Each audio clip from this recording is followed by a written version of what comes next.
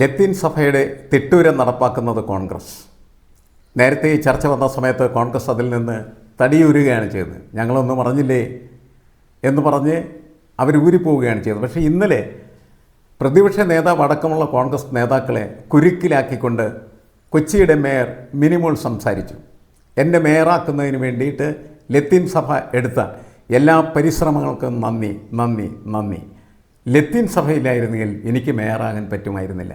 അപ്പോൾ ലത്തീൻ സഭ ശക്തമായിട്ട് ആവശ്യപ്പെട്ടത് മിനിമോളെ മേയറാക്കണമെന്നുള്ളതാണ്. മിനിമോളെ മേയറാക്കുക എന്ന് പറഞ്ഞാൽ ലത്തീൻ കാരത്തിയെ അവിടുത്തെ മേയറാക്കുക എന്നുള്ളതാണ്. കാരണം കൊച്ചി ഭരിക്കുന്നത് ലത്തീൻ സഭയാണ് എന്ന് കൃത്യമായിട്ട് വരുത്തി തീർക്കുന്നതായിട്ടുള്ള ഒരു സംഭവമായിരുന്നു ഇത്.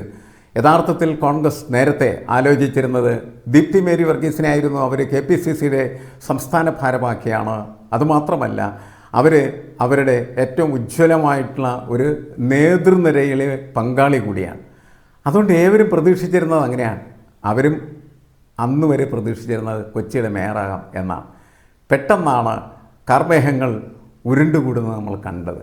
ആ കാഴ്ചയിലാണ് ദീപ്തി മേരി ഒലിച്ചു പോയത്. യഥാർത്ഥത്തിൽ ആ കാർമേഘങ്ങൾ വെള്ളമായി ഒഴുകിയപ്പോൾ ആ വെള്ളത്തിൽ ഒഴുകിപ്പോയ ഒരു നേതാവാണ് ദീപ്തി മേരി വർഗീസ് എന്ന് പറയുന്നത്. എന്തുകൊണ്ട് എന്ന് ചോദിച്ചാൽ വളരെ കടുപ്പിച്ച നിലപാട് ലത്തീൻ സഭ എടുത്തതുകൊണ്ടാണ്.